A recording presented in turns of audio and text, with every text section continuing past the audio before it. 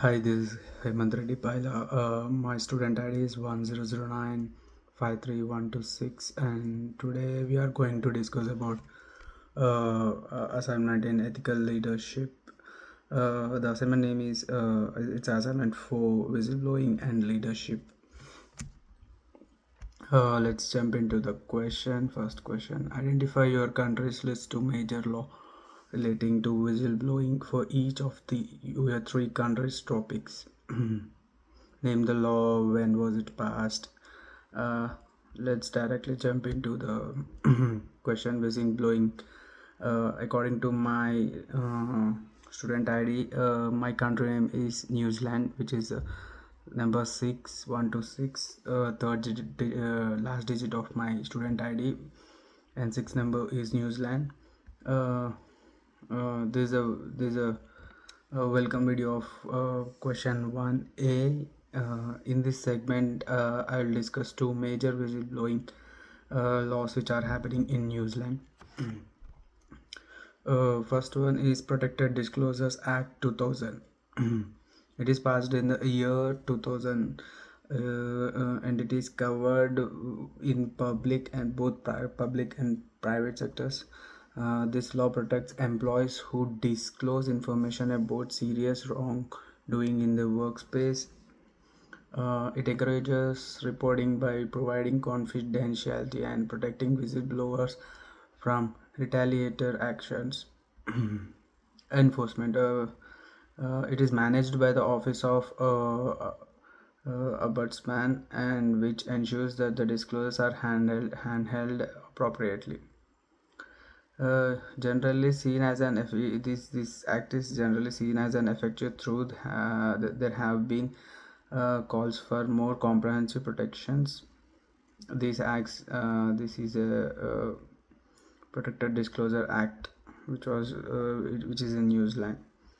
And other act I want to discuss about is Protection of Whistleblowers Act, which came on 2022 year, which was this act was passed in the year of 2022.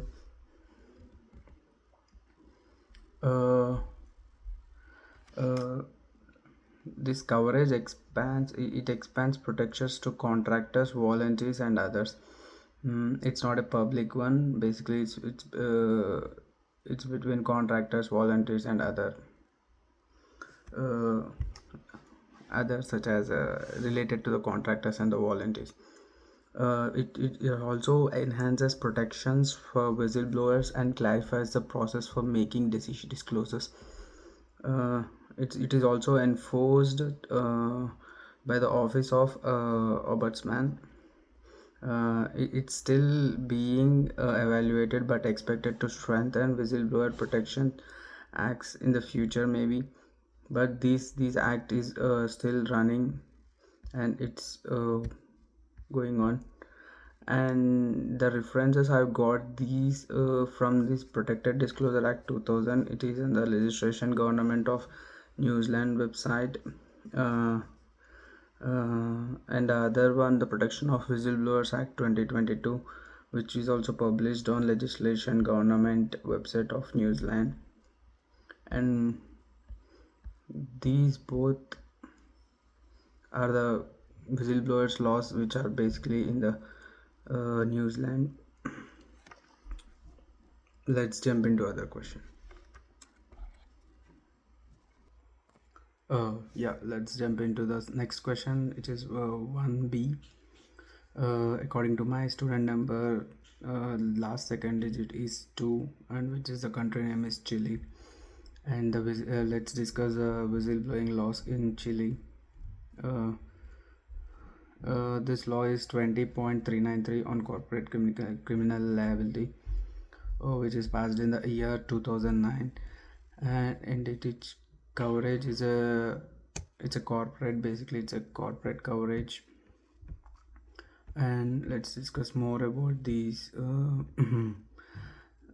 This law primarily targets corporate accountability for serious offenses such as corruption, money laundering, financing, and terrorism. It incentivizes whistleblowing by offering protections to employees who disclose information about these illegal activities. By doing so, it aims to deter corporate misconduct and promote ethical business practices. Enforcement of this law falls under the jurisdiction of the Public Prosecutor's Office, which investigates and prosecutes report crimes. Uh, it has been effective in holding corporations accountable for criminal activities, thereby contributing to increased transparency and accountability in the corporate sector. The other law we are going to discuss about is Law 21.132 on integrity in public and administration. It is enacted in the year 2019, especially targets in the public sector in Chile. Basically, this law is for the Chile government, which uses for themselves and to the public who relates to the public sector. This legislation focus on the improving the that's what I'm saying, and that this legislation focus on improving transparency and integrity within Chile's public administration. It provides protections to whistleblowers who report instances of corruption and other unethical practices within governmental agencies. This law is designed to strengthen public trust by encouraging individuals to come forward with information about wrongdoing without fear of retaliation. And this law is enforced and the Comptroller General's Office oversees the enforcement of Law 21.132, ensuring that the reported cases of corruption are thoroughly investigated and appropriate actions are taken. The effectiveness of this law 21.132 is viewed positively as a crucial step towards combating corruption within Chile's public institutions, and it aims to enhance governance by promoting a culture of integrity and accountability among public officials.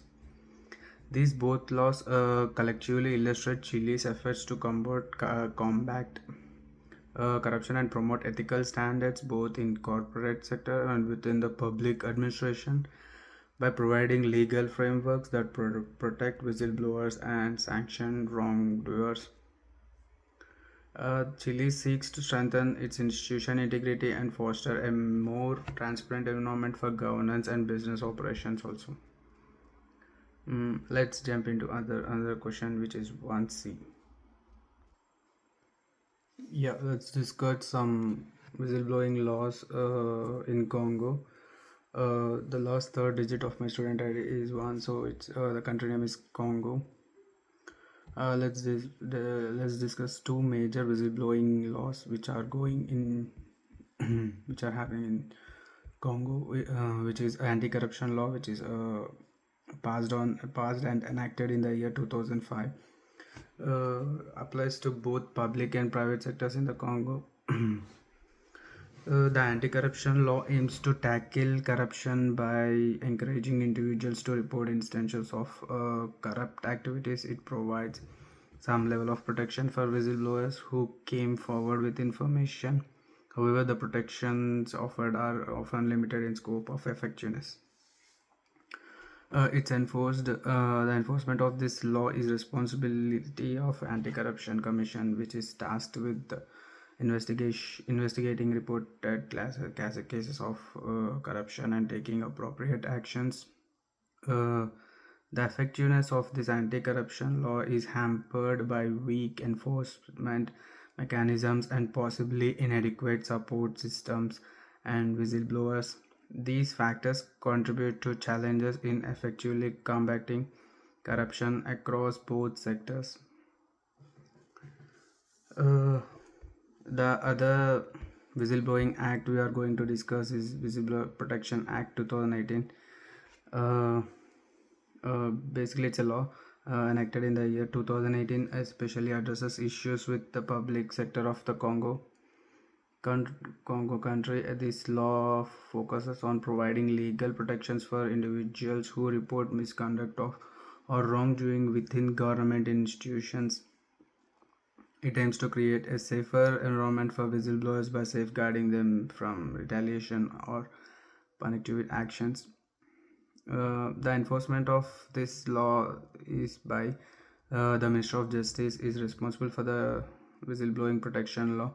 This includes ensuring the reported cases of misconduct are investigated thoroughly and that whistleblowers are duly protected. The whistleblowing protection law is still in development phase. It faces challenges such as inadequate enforcement mechanisms, lack of public awareness about the whistleblower rights, and possibly insufficient institutional support for whistleblowers. As a result, its effectiveness is promoting transparency and accountability within the public sector is currently evolving. These laws reflect the Congo's efforts to address issues of corruption and misconduct through legislative measures aimed at encouraging whistleblowing and protecting those who expose wrongdoing. However, their impact in contingent and upon strengthening enforcement mechanisms, enhancing public awareness, and ensuring robust support systems for whistleblowers to operate effectively.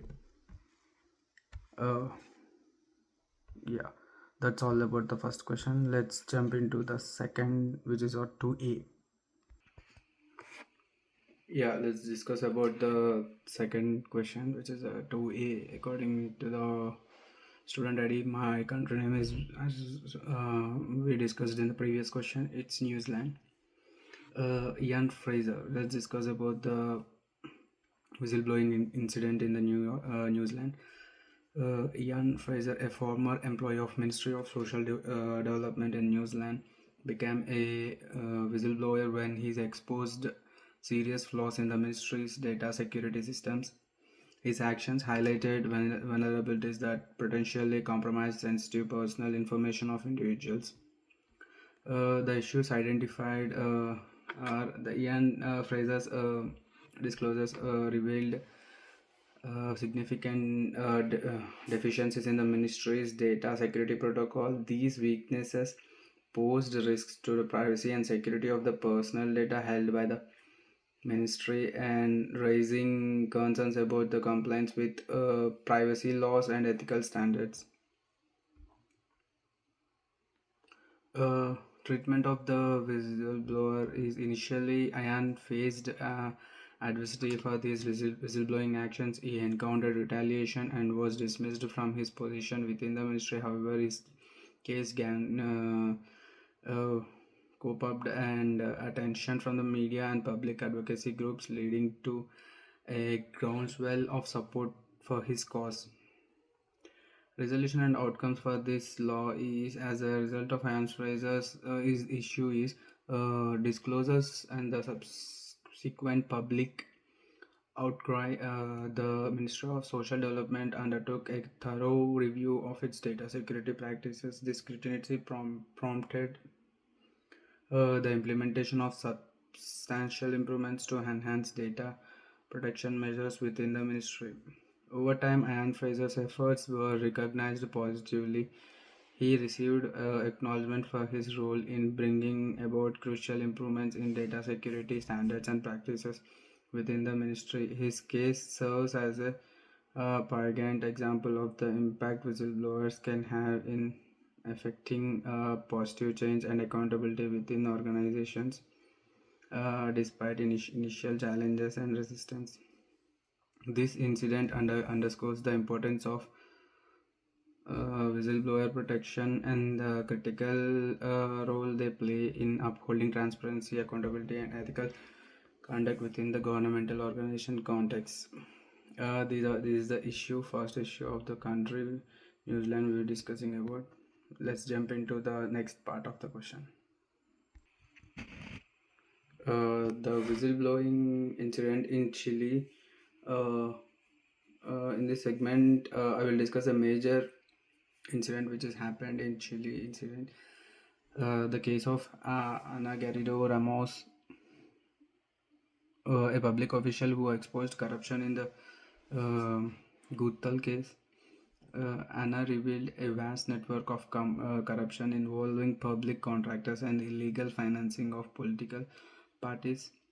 Uh, the treatment of the whistleblower is faced as a harassment and threats, leading to her resignation. Despite these challenges, she persisted in her efforts to bring the corruption to the light. Uh, Resolution. The Gurel case led to numerous convictions of high-profile politicians and business people, and Anna Bravery's was acknowledged, and she received international award for her courage. Uh, we got this reference from oh second please. It's Anna Garrido's Ramos and Garal case, which is posted in elpace.com.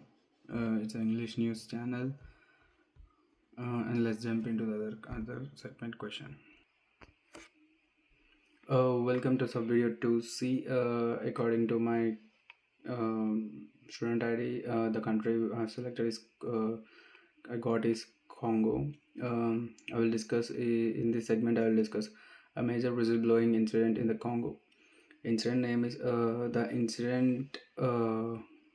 name is the case of Claude Commanda, who exposed illegal logging activities.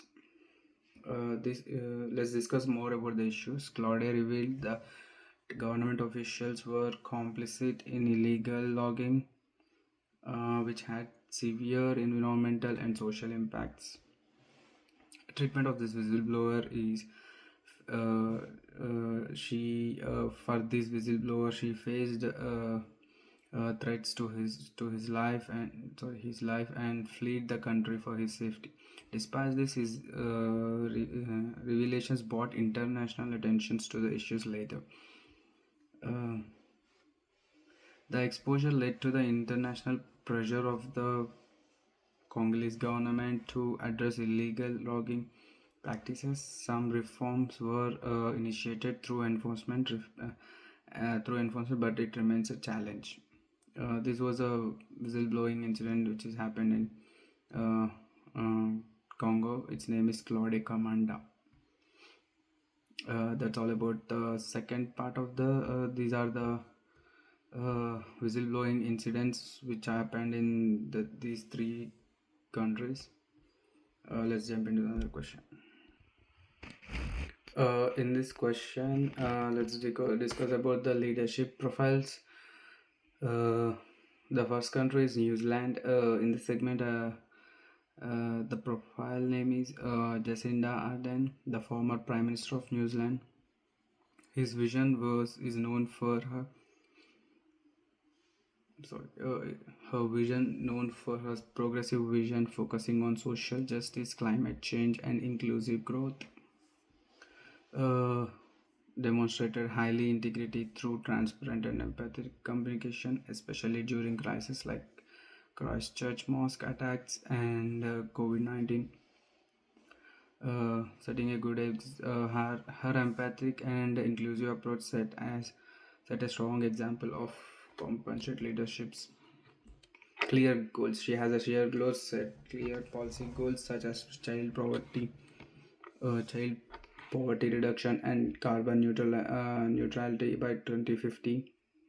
Encouraging others, inspired and encourage citizens to engage in community support and resilience. Demands accountability. Let's discuss demands, accountables, and responsibilities. Held herself and her government accountable for their actions, often engaging directly with the public. Challenges authority. It challenged traditional political norms by prioritizing kindness and well-being over economic metrics. Provides ethical guidance, advocated for ethical governance and policies focused on the social good. Internal locus of control. Exhibited a strong internal locus of control by taking responsibility for her decisions and actions. Minimal. Her leadership style is more aligned with ethical and compassionate governance, and this is about the Jacinda Ardern. who is a former Prime Minister of New Zealand. Uh, let's jump into the second country. Let's go to the video 3B. It's a leadership profile in Chile. Let's discuss about Sebastian Pinera, the former president of. He's also former president of Chile. He's mainly focused on economic growth, modernization, and social reforms. Faced criticism for conflicts of interest, but worked to address public concerns through transparency initiatives. Setting a good example, advocated by entrepreneurship and innovation, setting an example for economic leadership. His goals was clear, aimed to improve Chile's infrastructure, education system, and healthcare. Uh, he also encourages others, promoted private sector involvement in national development, encouraging public-private partnerships. And he also emphasized the importance of accountability in governance and the private sector. He challenges authority, worked within a political system, but pushed for reforms to enhance effectiveness, efficiency, and reduce corruption. He also provides ethical guidance, advocated for ethical business practices for governance through his tenure was marred by some controversies. Demonstrated a strong internal locus of control by taking proactive measures during economic and social crisis. Uh, Somewhat pragmatic in approach, balancing ethical considerations with political and economic realities. This was about the former Prime Minister of Chile. His name is Sebastian Pinera. Uh, let's jump into the another profile of the leader, and his name is Felix Tshisekedi, the president of the Democratic Republic of the Congo. Felix Tshisekedi's vision centers on establishing the Congo, combating corruption, and fostering economic development. He aims to bring stability to a region historically plagued by conflict and instability. President Taxil is recognized for his commitment to fighting corruption, and however, he has faced challenges in fully implementing anti-corruption measures due to the entrenched interest and bureaucratic hurdles that he has faced. He also set a good example. He advocates for democratic values and human rights, setting a precedent for future leaders in the Congo. His leadership emphasizes transparency and accountability in in government actions, and the clear goals. His administration focus on peace building efforts, improving infrastructure to support economic growth, and enhancing the healthcare system to meet the needs of the Congolese people. Congolese people.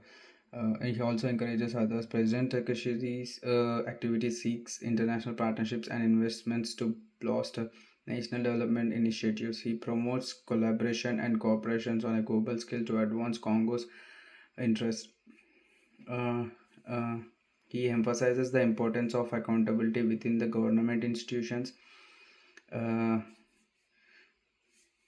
uh, Chikadis has initiated anti-corruption measures to root out graft and ensure responsible governance.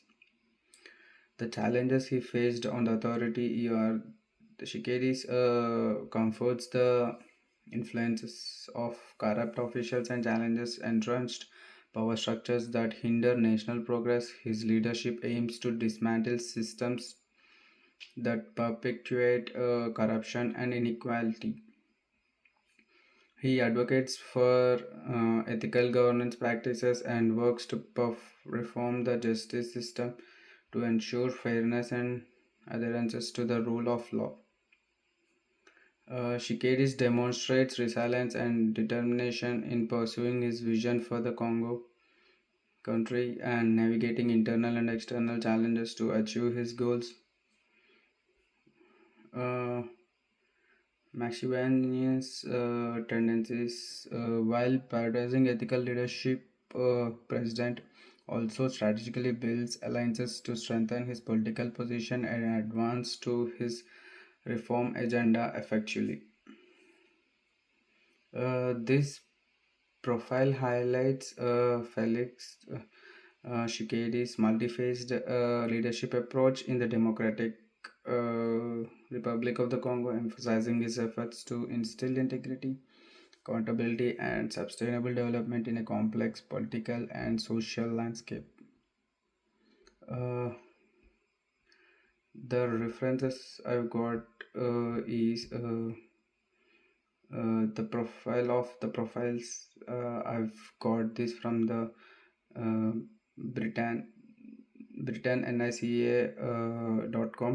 and I read this from I got the references from this website, these three profile websites, and that's all about the third question.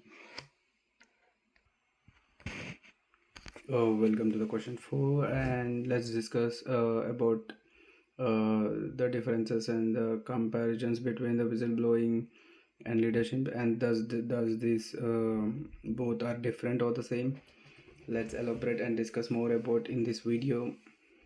uh, in this segment we delve into how whistleblowing embodies leadership and qualities and examine the parallels of the distinctions between the whistleblowing and traditional these leaderships qualities. And whistleblowing as a leadership.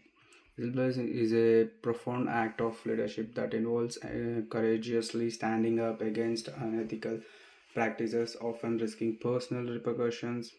This act is driven by qualities such as integrity, a commitment to ethical principles, and deep sense of responsibilities to uphold transparency and accountability within the organizations and societies. As we discussed in the previous videos, the leaders faced so many repercussions about standing up against unethical practices. Some of them are life-threatening issues, and some flee away from the country, as we discussed in the third question. So let's discuss some similarities between whistleblowing and leadership. But whistleblowers and leaders possess a strong internal sense of responsibility and initiative to initiate positive change. Both activities involve challenging and status. Both activities involve questioning establishment norms and advocating for improvements for reforms in policies and practices.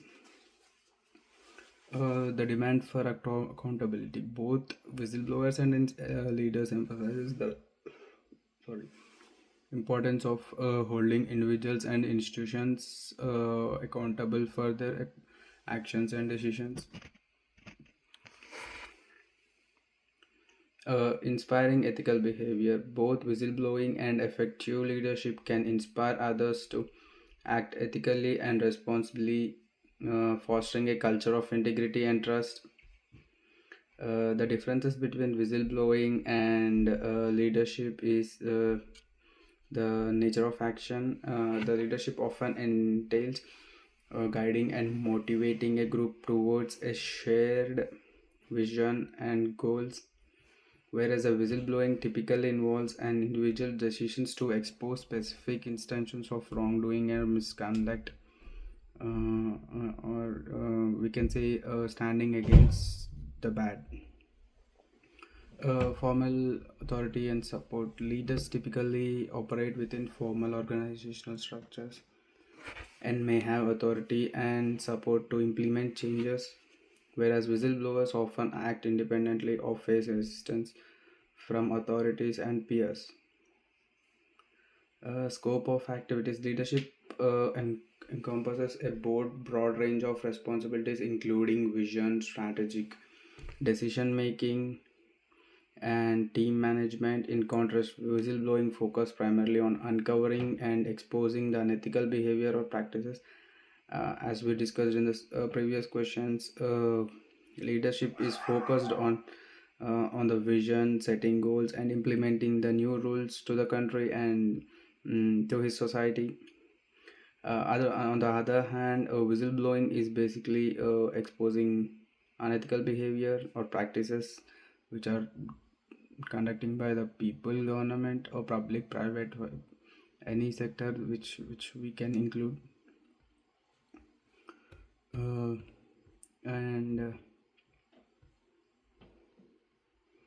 actually, these both are not so similar, but some features are similar in this both. But yeah, got. In conclusion, both whistleblowing and leadership are indispensable for promoting ethical practices, transparency, and accountability in organizations and societies. By recognizing and valuing the contributions of whistleblowers, we can foster a more just and transparent world where ethical standards are upheld and wrongdoing is addressed. And that's all about the fourth question. And we have discussed all the three countries from which whistleblowing and leadership first we analyzed. Sorry. First we analyzes the whistleblowers, and we later we analyze the whistleblower incidents, and also we have talked about the leadership called leaderships and his some of the leaders we profiles we talked about. And altogether this is all about the assignment 4. And coming to the references, the whistleblowing and leadership, which was taken from the jstr.org website, and the role of whistleblowing and in ethical leadership is from link.springer.com. And whistleblowing in different countries, a comparative analysis which we have discussed in the final question, it's from the sciencedirect.com. And that's all about the assignment 4. Thank you.